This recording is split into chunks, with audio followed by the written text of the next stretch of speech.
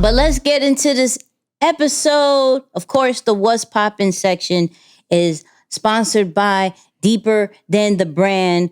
Deeper Than the Brand, the number one content branding community that shows you how to confidently and authentically build a brand, grow social media presence, and build digital wealth. Go to deeperthanthebrand.com for more information. Now, in the What's Poppin' section, we are going to go over from a social media trending point and a business trending point. When it comes to the social media side, Instagram put out their trends for 2023. And there's one that I found very interesting, which goes towards the community and participation section.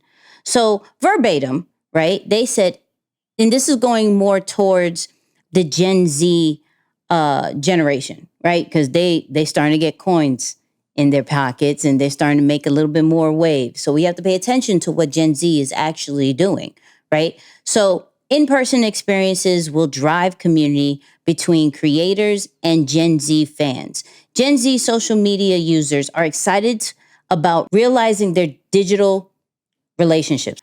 Nearly a third of Gen Z users look forward to in-person experiences like creator conventions, meetups, greets, all that great stuff with their favorite influencers. So what does this mean?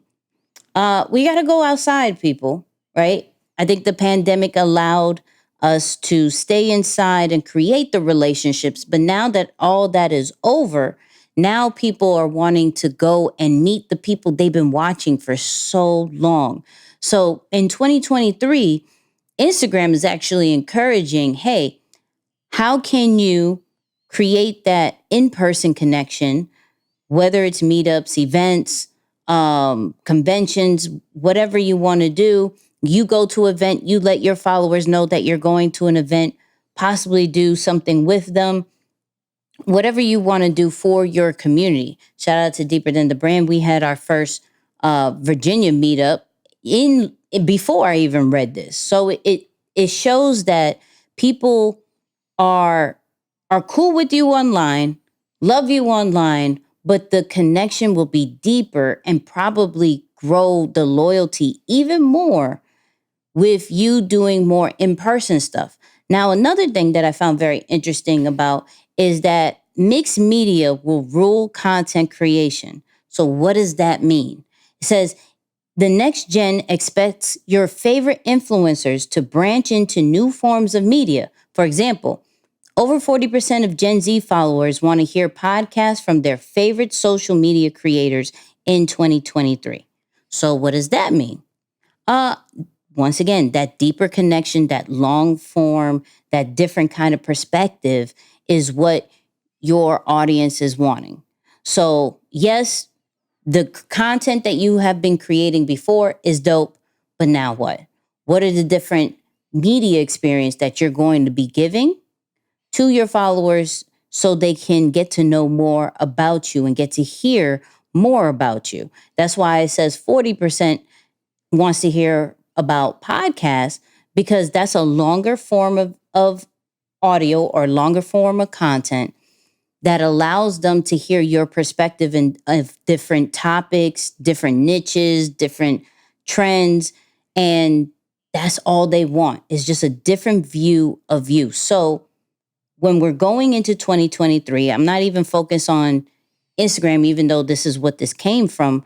This is two important parts where it's saying, meet your people outside of the phone, figure out how to make that happen, whether it is local, while you're traveling, how can you make that happen? Letting certain people know, hey, I'm here.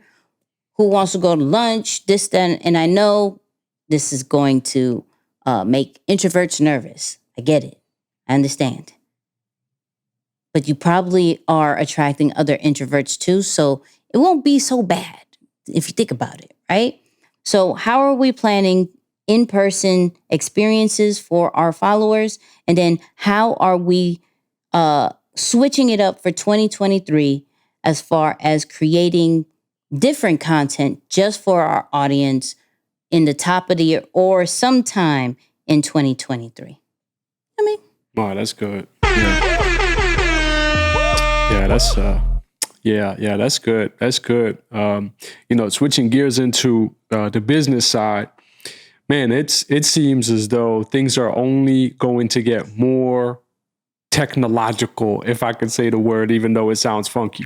So according to Forbes, accelerated digital transformation will only continue going into 2023.